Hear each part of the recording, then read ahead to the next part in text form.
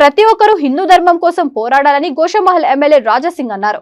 వికారాబాద్ జిల్లా పూడూరు మండల పరిధిలోని కంకల్ గ్రామంలో ఛత్రపతి శివాజీ విగ్రహాన్ని గోషామహల్ ఎమ్మెల్యే రాజాసింగ్, మాజీ మంత్రి కొండా విశ్వేశ్వరరెడ్డి ఆవిష్కరించారు. ఈ సందర్భంగా ఆయన మాట్లాడుతూ ప్రతి ఒక్కరూ హిందూ ధర్మాన్ని పాటించాలని, హిందూ ధర్మం కోసం పోరాడాలని తెలిపారు.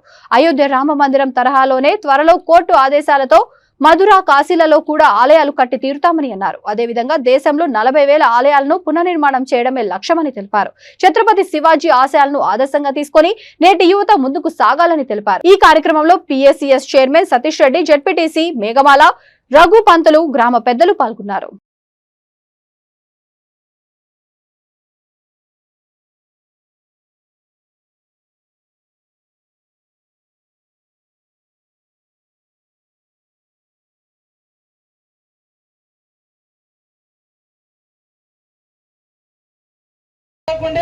మనం ఫోటోలు దిగడానికి అవకాశం ఉంటుంది.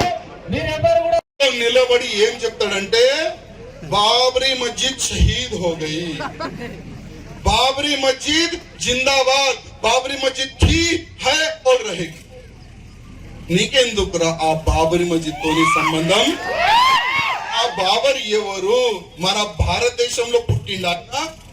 ఆయన ఒక దొంగ, దోపిడీ చేయనికి భారతదేశంలో వచ్చిండు, దోపిడీ చేసిండు, చనిపోయింది. ఇక్కడ మా అయోధ్యలో రాముడి గుడి పలగొట్టి ఆ బాబరీ మస్జిద్ కట్టించినారు. అక్కడ మా రామ భక్తులు కట్టేసినారు.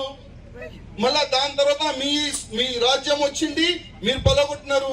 చాలా సారి అంటే ఆ రాముడి గుడి గురించి లక్షల రామ భక్తులు చనిపోయినారు, ప్రాణం ఇస్తున్నారు. కానీ మనకు 1992 తెలుసు. Okay, good. 1992లో ఏమైంది? దాదాపు 1000 మంది రామ భక్తులు బుల్లెట్ కొడితే కూడా బుల్లెట్ తిన్నారు, కానీ ఆ బాబరీ మస్జిద్ ని మొత్తం పలగొట్టినారు. అదే దానికి కోట్ చేసుకుంటా చెప్తాడు ఆయన. ఇప్పుడు మా అన్న పోతాడు కదా, అక్కడ ఇస్తా